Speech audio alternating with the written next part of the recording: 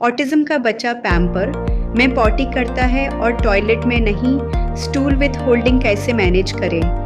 बहुत से पेरेंट्स का एक कॉमन कंसर्न होता है कि मेरे बच्चे को पता है कि पॉटी बाथरूम में करनी होती है, लेकिन वो पॉटी सिर्फ पैम्पर में करता है।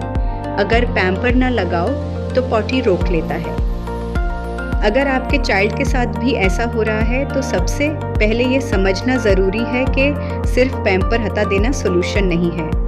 आज की वीडियो में हम बात करेंगे कि ऑटिज्म चाइल्ड में ऐसा क्यों होता है और इस सिचुएशन को एविडेंस बेस्ड स्ट्रेटजीज के थ्रू स्टेप बाय स्टेप कैसे मैनेज किया जा सकता है। मैं हूँ Mahvish Khan, psychologist, ABA therapist, autism and neuro developmental specialist, और आप देख रहे हैं ABA विद महविश खान। आज का टॉपिक बहुत इम्पॉर्टेंट है, स्पेशली उन पेरेंट्स के लिए जिनका चाइल्ड टॉयलेट ट्रेनिंग के दौरान पॉटी रोक रखता है और सिर्फ पैम्पर में स्टूल करता है। सबसे इम्पॉर्टेंट बात, इस बिहेवियर को सिर्फ जिद, लेजीनेस या बैड बिहेवियर समझना ज़रूरी नहीं। नंबर 1, चाइल्ड को कॉन्सेप्ट पता है, फिर प्रॉब्लम क्या है। सबसे पहले एक इम्पॉर्टेंट डिस्टिंक्शन समझें। अगर चाइल्ड को पता है कि पॉटी बाथरूम में होती है तो इसका मतलब ये है कि चाइल्ड ने कॉन्सेप्ट समझ लिया है। लेकिन कॉन्सेप्ट समझना और इंडिपेंडेंटली टॉयलेट में स्टूल कर पाना दोनों अलग स्किल्स हैं। चाइल्ड को बाथरूम का कॉन्सेप्ट पता हो सकता है, लेकिन फिर भी पैम्पर की हैबिट हो सकती है, टॉयलेट से फियर हो सकता है, सेंसरी डिस्कम्फर्ट हो सकता है। नंबर 2, सबसे पहले मेडिकल कॉजेज रूल आउट करें। स्टूल विथ होल्डिंग के केस में सबसे पहले कॉन्स्टिपेशन और मेडिकल कॉजेज को रूल आउट करना इम्पॉर्टेंट है। अगर चाइल्ड को पहले पॉटी करते वक्त पेन हुआ हो, स्टूल हार्ड हो, कॉन्स्टिपेशन हो या एनल फिशर हो, तो चाइल्ड नेचुरली पॉटी को रोकना शुरू कर सकता है। पेरेंट्स को ऑब्जर्व करना चाहिए। अगर ऐसे कंसर्न्स हैं तो पीडियाट्रिशियन से असेसमेंट करवाना ज़रूरी है। बिहेवियरल इंटरवेंशन मेडिकल प्रॉब्लम का रिप्लेसमेंट नहीं है। नंबर 3, ABC डेटा कलेक्ट करें। अब बिहेवियरल साइड को समझने के लिए हम ABA का ABC मॉडल यूज़ कर सकते हैं। A, एंटीसीडेंट, पॉटी से पहले क्या होता है। B, बिहेवियर, चाइल्ड क्या करता है। C, कॉन्सिक्वेंस, उसके बाद क्या होता है। नंबर 4, पैम्पर सडनली रिमूव करना हर चाइल्ड के लिए बेस्ट नहीं। अगर पैम्पर रिमूव करने पर चाइल्ड स्टूल कंप्लीटली होल्ड कर लेता है तो सडन रिमूवल प्रॉब्लम को और डिफिकल्ट बना सकता है। ऐसे केसेस में ग्रेजुअल फेडिंग कंसिडर की जा सकती है।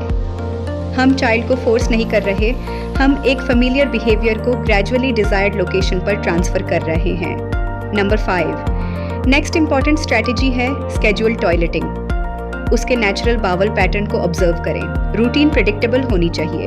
चाइल्ड को अननेसेसरीली बहुत लॉन्ग टाइम टॉयलेट पर बिठाना अवॉइड करें। Number 6, positive reinforcement. अगर child desired toileting behaviour perform करता है तो उसे इमीडिएटली मीनिंगफुल रीइंफोर्समेंट दें। रिवॉर्ड हर चाइल्ड के लिए जेन्युइनली मोटिवेटिंग होना चाहिए।